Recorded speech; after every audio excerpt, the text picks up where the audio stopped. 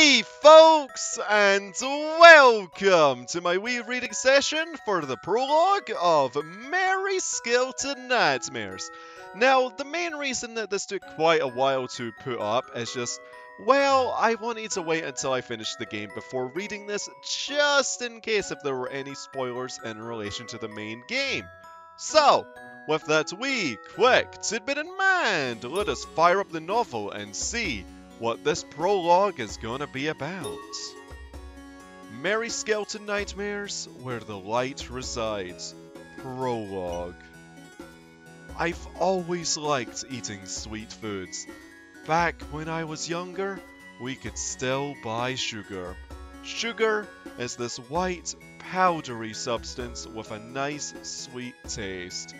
It wasn't easy to come by, so we didn't exactly have it every day. But whenever something good happened, our parents would often make us sweets using sugar. Nowadays, sugar is more of a rarity than anything. In fact, some people are actually addicted to its sweetness. People have been trying to figure out a way to make something to recreate the taste of its sweetness. For instance, there are these things called sugar beets. They pretty much look like normal beets. And when they're stewed and processed, you can make sweet liquid from them. Its cultivation hasn't seen much progress in recent times, but if we were able to work it out so that it could be mass produced, that sweetness could be shared one day for everyone to enjoy. To be frank, I just couldn't wait any longer. I felt like I had waited long enough. I couldn't forget what it was like. I'd heard that if you chewed on rice long enough, you could taste a hint of sweetness, but that wasn't enough anymore. I stood at the edge of the sugar beet fields. If stewing them could extract their sweetness, then biting in them would work just as well. Just one. It didn't have to be big. All it needed to be was sweet. Just one. Just enough to satisfy the both of us. Hey, Mamoru! My heart leapt as I heard a voice from behind. I turned around to see a familiar face. I was wondering why you were so nervous this morning. I should have figured as much. Hikari, you followed me here? The girl stood there with her soft, gentle hair swaying in the breeze. Her brows were furrowed, her hands clamped tightly onto her hips. Yes, that was Hikari, all right. An old friend of mine. What are you thinking, Mamoru? The adults are still growing them. Come on, they won't notice. I'll just grab a small one and cover up the hole. That's not the point. You're not supposed to be stealing. I'd always gotten what I wanted by force, but she was the complete opposite. Straightforward, honest, I suppose you could say she was kind. Even though she was always lecturing me like this. Relax, I won't take any of the good ones. You want to eat something sweet too, don't you? Well, yes, but what you're stealing is being grown for that. There's no reason to steal one when we'll all be able to eat them someday. When exactly? I want to eat now. Now. Shoo, be quiet. She puts her finger to her lips and covered my mouth with her other hand. Despite always lecturing me, she never told the adults what I was up to. Maybe she was covering for me because we were friends, but that kindness of hers was very easily exploitable. I grabbed Hikari's arm and tugged her close to my face. Remember, Hikari?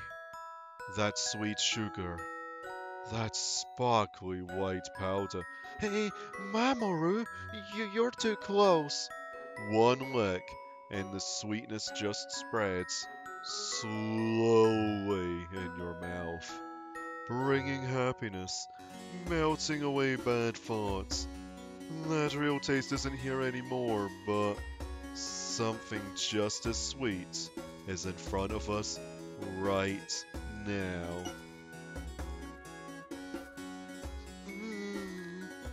Look at the field. You see how some of those leaves are small and sparse? You've seen how some of the failures are thrown away, right? Well, these guys might end up in the dumpster too. What a waste. Well, it is a waste to see them just thrown away. Her eyes flickered across the field. Good. Just a little more. But I guess you're right. Huh? Even if they could be thrown away, it's wrong of me to steal them. Too bad. I was going to bring one back to share with you too. I was getting confuzzled there. Share with me? Yeah, I wanted to see you happy, but I guess I was wrong. Let's go already. I turned to walk away when I felt a tug from behind. Hikari had grabbed onto my sleeve. She hesitated for a moment before looking up. Just a small one. The smallest one, okay? What a cinch! Alright, how about this one? With that, I reached down and pulled one small sugar beet from the ground. I bet Hikari knew this was going to happen, no matter what she said. After a short sigh, her expression changed to that of an accomplice.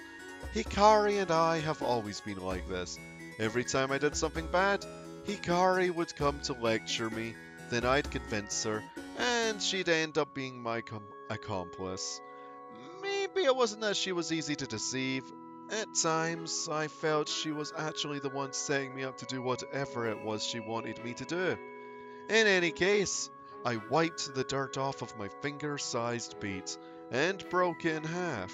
I heard radishes were sweeter around where the leaves sprouted. Sure, this wasn't a radish, but I went ahead and gave Hikari the side with the leaves on it. You ready? Yup. Let's eat. We both took a bite at the same time and slowly chewed the beet in our mouths. Ugh, it tastes like dirt. It's so dry and plain. We didn't end up with the sweetness we'd expected. I guess it was easy to grow produce in this world. Still, we didn't want it to go to waste, so we kept chewing on the beet with a frown on both of our faces. Hikari then whispered into my ear, "But it is sweet, just a little." I looked over to see a bright smile on her face. This world didn't have a sun. When we were born, the city had already sunken from the surface. Look up to the skies and you'd see a thin, half-transparent membrane. Way above that was a large round thing, floating far away. The adults here said that this city used to be above that covering. Beyond it was a world that had blue skies, white clouds, and a bright sun. We were told that sunlight was critical to the plant's growth, which was why we couldn't grow any plants down here. We had only seen old pictures of such a world, so it was hard to imagine a vibrant place like that ever having existed. I asked whether that round thing in the sky was the sun, but they said that wasn't. They said that the sun was much larger, burning from even farther away. Seriously, was that even possible? So, I asked, what was that round thing up in the sky? The adults called it a white moon. This moon changed color over time. Sometimes it was white, sometimes red, and sometimes blue. And as the colors changed, eerie sounds resonated across the dimly lit city. Hikari trembled, muttering with fear. The jail is wailing again. That sound was this city's, no, the jail's voice. The jail appeared out of nowhere 20 years ago.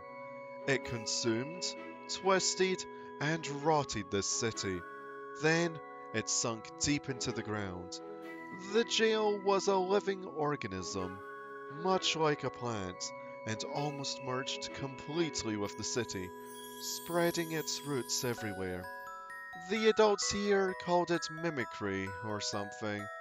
Soon after, the city became this huge, inescapable underground prison. Mamoru? We're not safe here. Let's go back. Yeah, you're right. I nodded in agreement, distracted as Hikari tugged on my sleeve. Even I knew when to stop teasing her. The moon of desire was about to change color from blue to white. This area was pretty safe when the moon was blue, but as soon as it turned white, the city turned to hell. No, the city already was hell. I grabbed Hikari's hand, and we ran as quickly as possible from the field. I could tell she was trying her best to stay close to me. It was going to be alright. The liberated district was far enough away from the prison area. The members of the Dawn were keeping watch around here. You would have to have the worst luck to... Just as I was about to finish that thought, Hikari gasped, and we skidded to a halt. No! From around the corner of a building came a monster.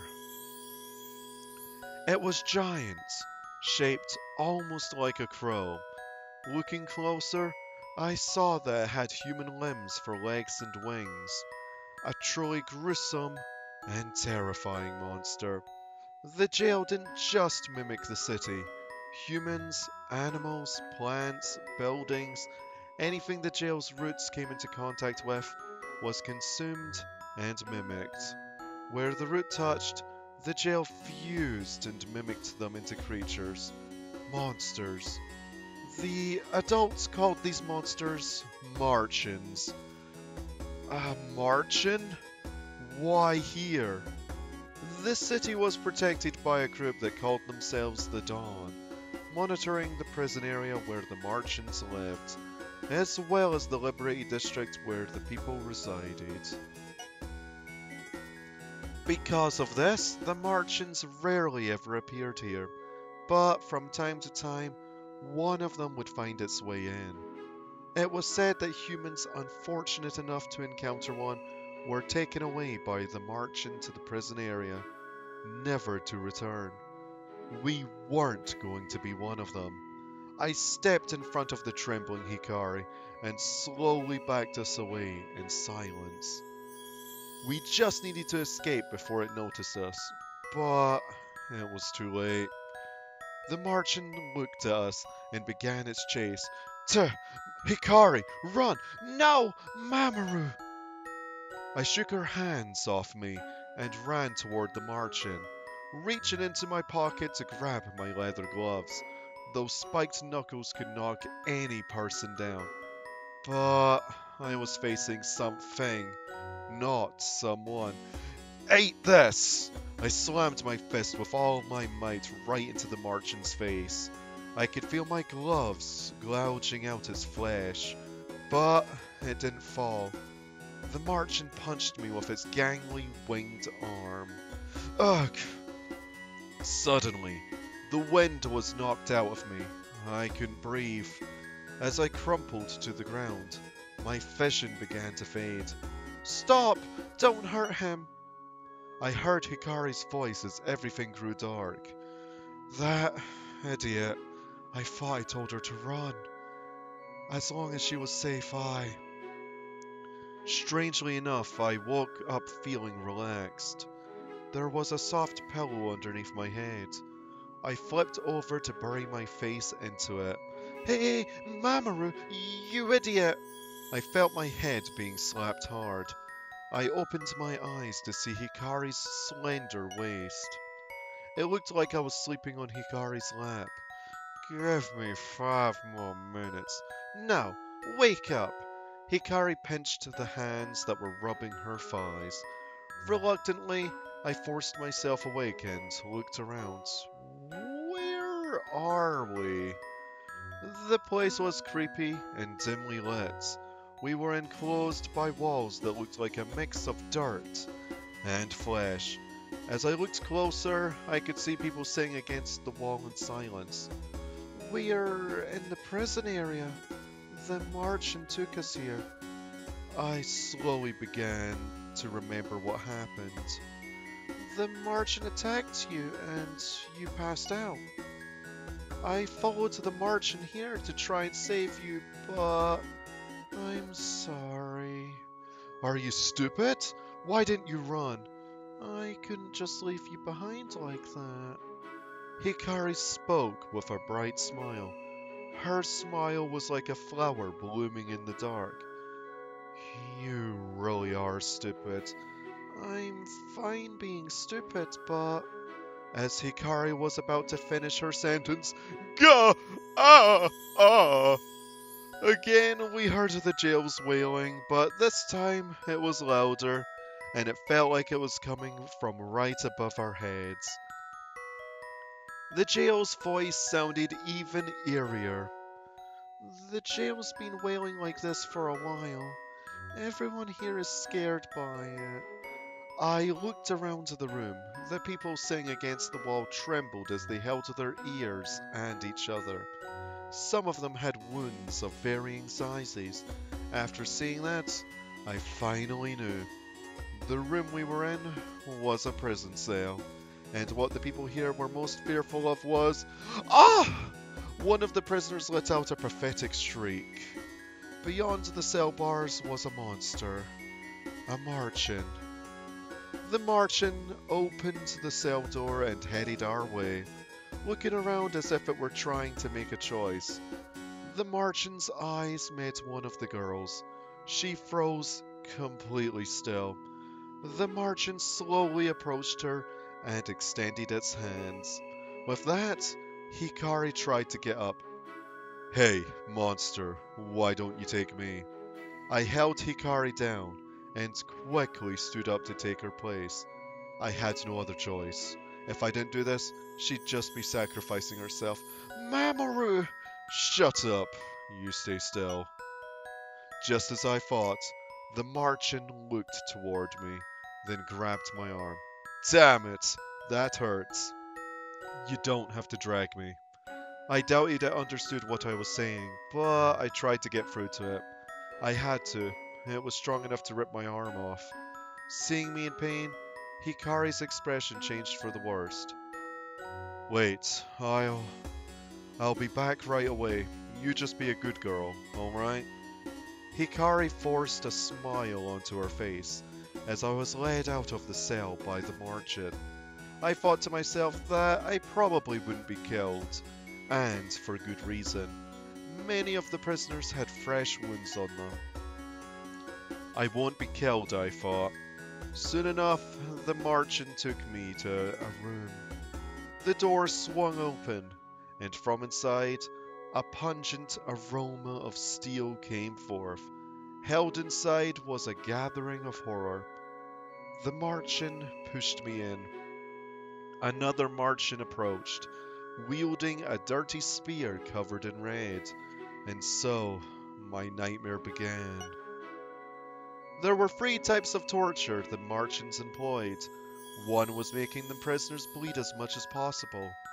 They cut and stabbed the body, opening wounds to let the blood flow and splatter against the walls.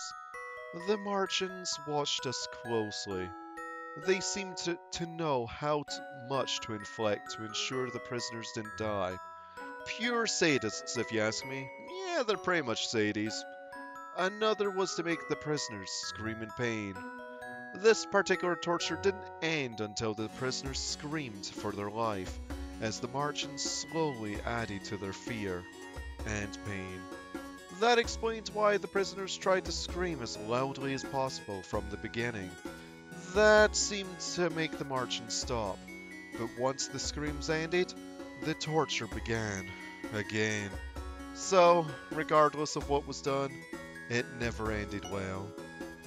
The last and probably the most insufferable, in a sense, was lining the prisoners in front of the wall and forcing them to lick it. That's it. The prisoners are made to keep licking the wall. I can understand how sadism makes others hurt other people, But this really made no sense at all. The prisoner said that was a lot more tolerable than the others because there was no pain, but this was the most intolerable to me. Your tongue hurt from the constant licking as your mouth dried out, but at the exact moment you felt pain, the wall began to secrete something moist that eased the pain on your tongue. Okay, that's kinda nasty. And each time that happened, I felt something come into me that made me spit at every moment I was able. That something was mildly sweet. It induced you to swallow it, and that was something I couldn't bear. I can bear pain, but this was just shameful. Yet, at times, I felt as if I would succumb to its gentle sweetness. Sadly enough, some prisoners actually looked forward to this torturing. So, I resisted this sweet temptation and headed back into the cell with the other prisoners. I'm glad you're back, Mamoru. So, are you okay? Oh, that was Mamoru, sorry. So, are you okay? Yes, but you went in place of me again. I'm sorry. I saw Hikari greeting me with an expression of self-loathing. Her bright smile was there, no more.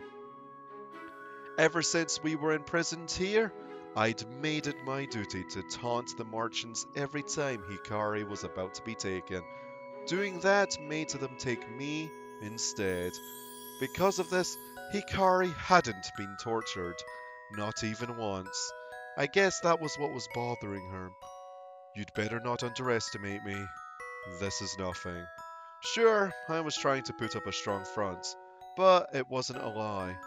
The Marchens made sure that none of the prisoners would be killed by their torture, but sometimes they would inflict a little too much pain, which led to injuries, with some reaching the extent of death. It had only been a month, so I could still bear it. But if it kept up, there was no telling when I would break. For all I knew, I could just end up like the other prisoners, soulless, with only despair in mind. I needed to escape with Hikari before that happened, and I found the perfect someone to help us out. I headed toward the cell wall. There was a section there that was a bit brittle, and allowed me to hear the other side. I proceeded to knock on the wall. Are you two okay? The torturing is done for today, right? Oh, yes, we're fine here. I breathed a sigh of relief when he answered back. A few days ago, I searched the walls to see if they could be broken through. It was then the guy from beyond the wall spoke to me. He called himself Jack. A pretty unusual name, but he said he wasn't an outsider. How about you? Well, they just made me do that licking thing, so I'm fine. It does kind of get to you, though. True. Jack went into silence. I wasn't surprised. The licking was almost unbearable. Then, I heard... no, I heard? Don't you mean you heard? Then I heard a girl speak. As long as we're alive, we still have a chance of escaping from here. She called herself Alice, and was a long-time friend of Jack's. Years ago, they were brought here by a Marchen, and have been here ever since. The reason I wanted to get Jack to help was because of Alice.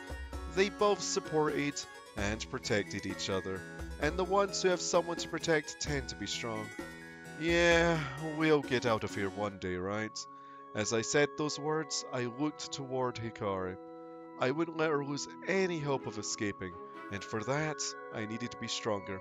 Yup, we're not gonna give up. I could tell she only said it to go with the flow, but she still let out a smile. That was the Hikari I knew. Nothing was better than seeing her smile. Alice spoke, as if answering Hikari. Yes, no matter how painful things are now. It felt good that there were others there beside us, even better knowing that they wouldn't give in so easily. I'll protect you, Alice. Let's find a way to get out of here. Alice's words must have made Jack say that. I could hear the resolve in his voice. In that moment, I thought it would be best to leave them be. I moved away from the wall and patted Hikari on the head. What was that for? Stupid. What the? Hikari puffed her cheeks out and glared at me. It was better seeing her that way than silent. Anger spurred people to move onward. Then all of a sudden, that annoying sound resonated across the prison cells. The jail is wailing. I can't get used to how horrifying it sounds. Hikari's expression went dark again, and I couldn't blame her. The sound from the jail was just that horrific. It sounds like it's satisfied for today. What Jack said caught my attention. You can tell what the jail is wailing about? Sort of. Or maybe I'm just imagining what it's saying. The jail was an unknown organism that mimicked the prison area after consuming the city. If we could really understand what it was wailing about then... you know, that could be useful one day. Useful? Aren't you creeped out by it? Jack spoke in a surprised voice. This world's as bizarre as it is. I'm not surprised by anything at this point. Use what you got, right? Maybe what I said brought up some memories because he went silent for a short while. I see.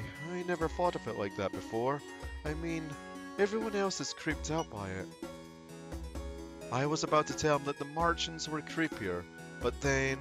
Thank you. He thanked me out of nowhere for what I said. I held back what I was about to say. No problem. Let's just do our best to survive. Yeah. Feeling uneasy, I moved away from the wall. Hikari looked at me with a smirk on her face. What? You're embarrassed that he thanked you, right? Shut up. Eep! I'm sorry. I messed with Hikari's hair, and she let out a laugh. The prisoners in our cell smiled, watching us. That was the Hikari I knew. Her smile spread quickly to everyone around her. It's as if she were the sun that was set to shine its light onto everyone. And then it happened. Marchens started screaming outside our cell. The prisoners cowered in fear, wondering whether the Marchens were angered. To me, their screams sounded like screams of fear. The cell shook with a large boom, and the bars bent open. What the? Get behind me, Hikari! I had no idea what was happening, but I moved in front of Hikari to cover her. Thinking that I might have to fight, I put on my gloves, and amid the rubble and dust from the wall came a girl donning a red hood with a long, black jacket. Who likes sweet treats? She proceeded to take out vials of some sort of pink liquid in them, which she splashed onto the prisoners. Some got on Hikari too. What the heck was that? Hey, who are you? Guess she's not in here. Well, better keep going. She ignored what I said and headed to the next cell. Another boom. I couldn't believe how strong she was. Hey, wait up! Listen to me! I tried to follow her, but Hikari held my hand back. Hey, I need to find out what this pink stuff is. Maybe she's a member of the Dawn's Blood Team. Blood Team. I had heard of them before. The Dawn was a liberation front of members seeking to find a way back to the surface. They conducted research of the jail and monitored the liberated district so people could live their lives there. And within their front was a special force comprised of girls who faced the Marchens in battle. The Blood Team. So, was that hooded girl one of them? I glanced through the hole she made in the wall, only to see her pop back into our cell. In her arms was a girl who she carried away out of her cell. Wait! The black-haired girl in her arm yelled at the top of her voice. Jack! Alice! Just then, a silver-haired boy jumped out from the cell. Was that Jack and Alice? Not knowing what was going on, I stood still. After a second, I came to, and immediately knew what I had to do. Let's go, Hikari. Without waiting for her to reply, I grabbed her hand and ran out of the cell. Oh, where are we going? We're getting out of here. Now's our chance. Oh gosh, hang on. If she's a member of the Blood team, following her is our ticket out. But what about everyone else? Now's not the time to think like that. Think about yourself. But just shut up. I knew Hikari was just being kind, but I didn't care what happened to everyone else, as long as she was safe. I carried Hikari in my hands and made a mad dash after the hooded girl. Mamoru, I got it, so please, let me down. I said shut up. It's faster this way. Mamoru. She had given up. She went quiet and curled into herself. Good, I thought. Now I can run faster. I couldn't see the hooded girl anymore, but I could see a trail of dead Marchen bodies. Following it should lead us out of here. Maybe it was because I hadn't eaten much of anything. I was losing my breath quickly. My heart was beating like crazy, and I was sweating like never before. But I needed to keep running. We're almost out of here, I thought. I'm sure we'll make it out. Once we're out, we'll live our lives again like we used to. Just a little more. We just need to make that corner. I made it around the corner and there stood a Marchen, 10 feet tall, standing in our way. Tuh!